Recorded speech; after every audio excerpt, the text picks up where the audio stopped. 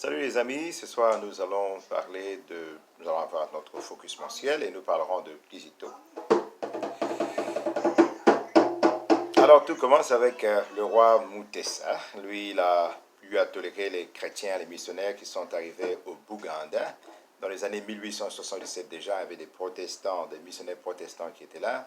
Il n'y avait pas de problème avec le roi, avec le Kabaka. Et puis en 1879, il y a eu des catholiques qui sont arrivés. Il n'y avait pas de problème avec le Kabaka. Mais en 1884, il est décédé et son fils Mwanga a pris le pouvoir.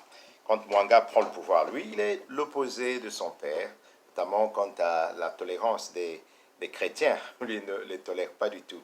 C'est pourquoi déjà dans le 29 octobre 1885, déjà, le 29 octobre 1885, oui, il a tué l'évêque James Hamilton avec ses collègues.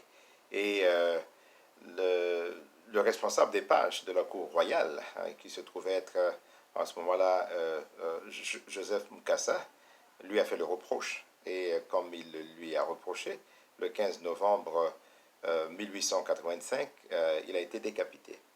Mais nous devons insister sur le fait que Joseph Mukasa avait été formé par les missionnaires pères blancs, notamment les deux. Il avait reçu les enseignements de deux de ces missionnaires. C'était en fait le père Lourdel et le père Livinac. Mais comme il était le responsable des pages à la cour royale, il a eu une grande influence sur les pages. Et le roi, lui, il était conscient de cela. Il a compris donc que ces jeunes gens avaient été endoctrinés par Joseph Mukasa. Mais à la mort de Joseph Mukasa, les jeunes qui étaient donc des catéchumènes avaient été tellement inspirés par sa mort qu'ils ont demandé à être baptisés. Et le successeur de Joseph Mukasa étant Charles Lwanga, il était évidemment très heureux de les baptiser. Il les a baptisés, mais évidemment, le roi Mwanga, ayant appris cela, n'était pas content. Il a déplacé les jeunes gens vers le village Namugongo, et c'est là-bas qu'il devait les faire brûler. Mais sur le chemin, il y a trois qui ont trouvé la mort. Il y avait un soldat, plus deux des pages. Et l'un de ces pages, c'était Gonzaga Gonza.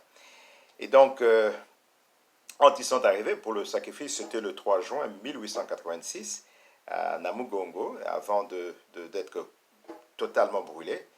Kizito a commencé à dire le Notre Père. Et les autres martyrs qui étaient là aussi ont dit le Notre Père. Et puis finalement, il leur a dit au revoir en leur disant qu'ils étaient sur le bon chemin.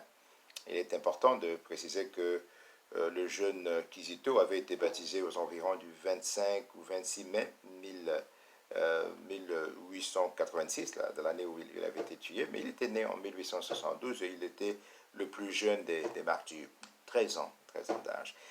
Kizito a été béatifié le 6 juin 1920 par Benoît XV et il a été finalement canonisé en 1964 par Paul VI.